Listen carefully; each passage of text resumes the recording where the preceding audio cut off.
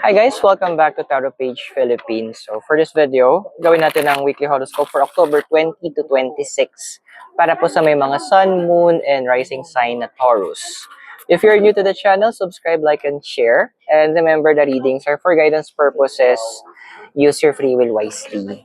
And kung hindi nyo alam yung sun, moon, rising sign mo, importante kasi siya. At the end of the video, we have a link for this.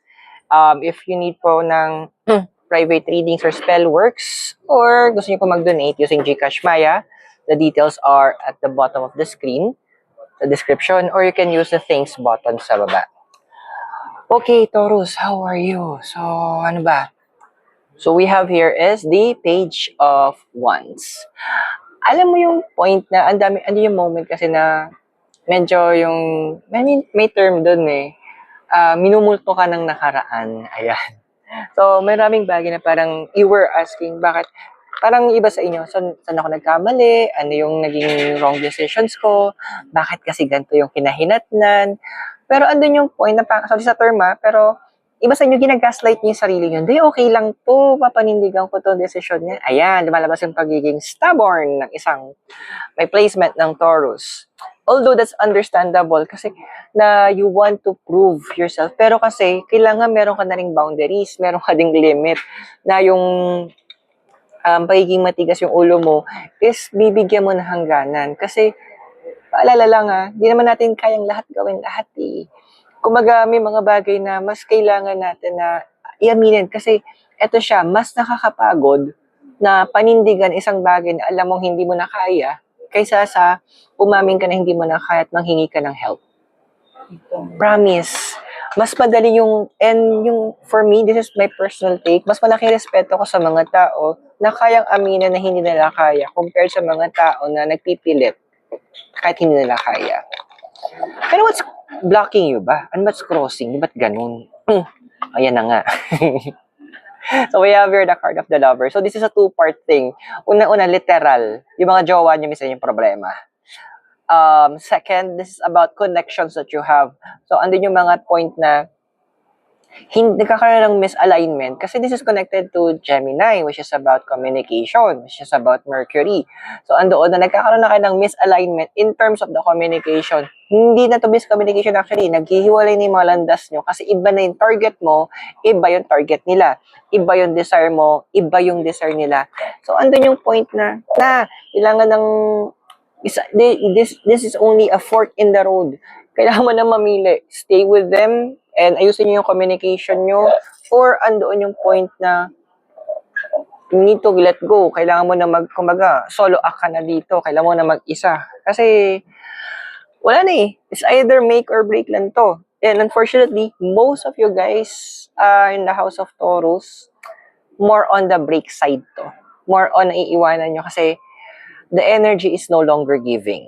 O yung sabihin natin na hindi na nagja-jive ng maayos yung connection nyo. And this is a moment for letting go, which is a very important process na. May crow.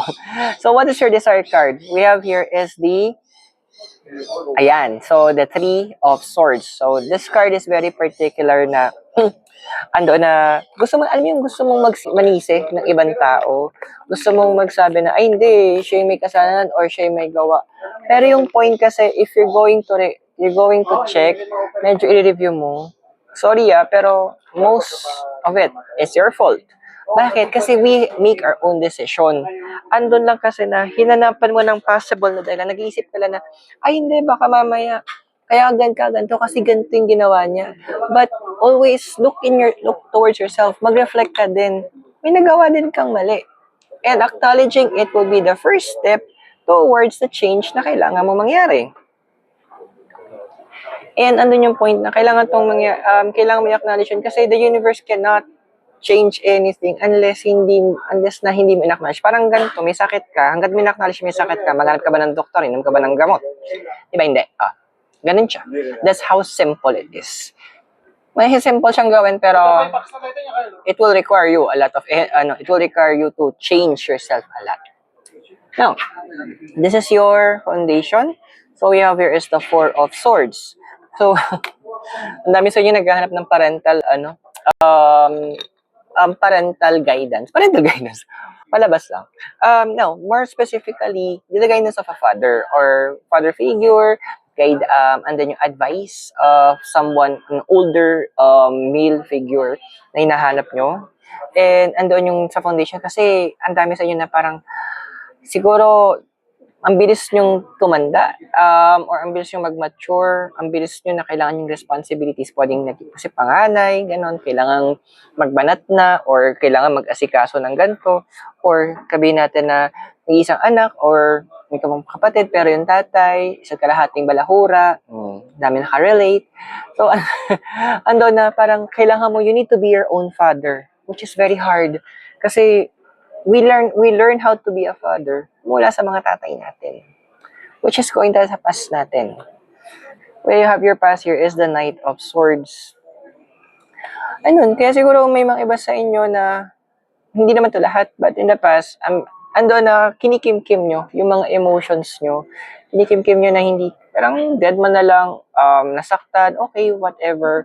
Mapikon, konting walkout na lang, or wala na lang reaction, or magbumukmuk na lang sa kwarto, sa isang sulok, which is very wrong. Kasi emotions are not meant to be held in. It's used to express oneself.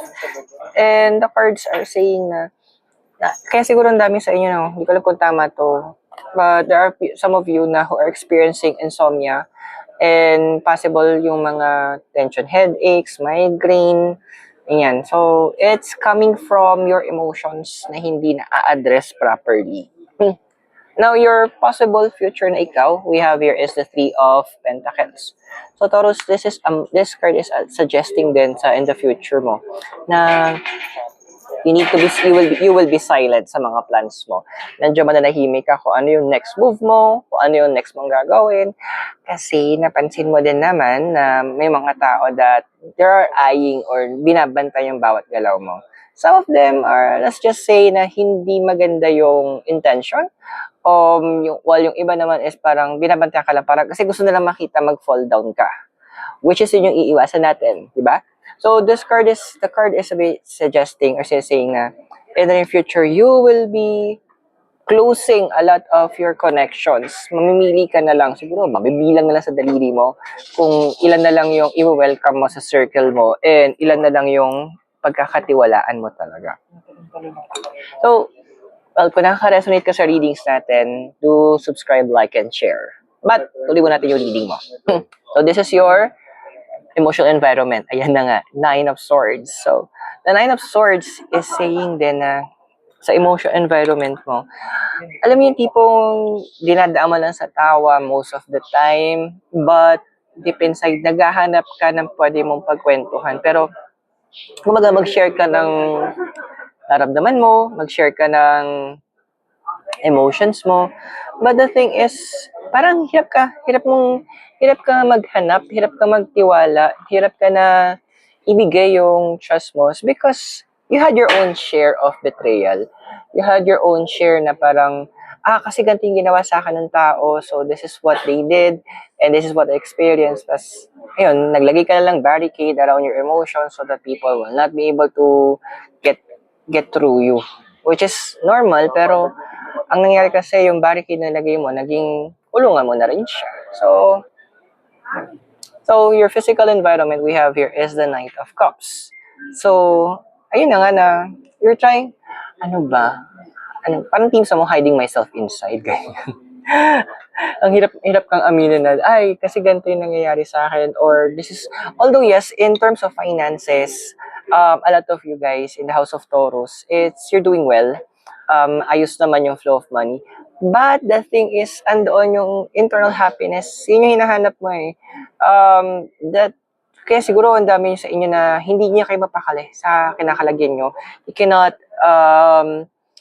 find that peace na hinahanap nyo is because andun the trust that yung gusto mo meron kang pagkatiwalaan ng buo, which is very hard for you right now because of the changes that's happening. Now, your hopes and fears, meron tayo ito, is the Knight of Pentacles. So, Well, you're hoping that there are places that you would love to visit. May mga lugar ka gustong balikan actually. And meron ka din mga, you're hoping yung iba sa inyo, may mga plano kayo na gusto nyong balikan kasi gusto nyong isa katuparan na. Kasi nga masyado kayo nag-give before when you were younger. Remember yung Knight of Swords? So gusto mong bumalik sa past mo para yung mga personal goals mo before, yung mga gusto mong gawin, yung mga bagay na dinedesire mo, parang me naman, it's time. It's time to focus and make yourself the center of everything. The future na meron tayo ito is the Two of Swords. So this card is actually saying that na balancing will be the important thing na kailangan mong gawin ngayon. So, andoon na yung from expressing yourself, from trusting.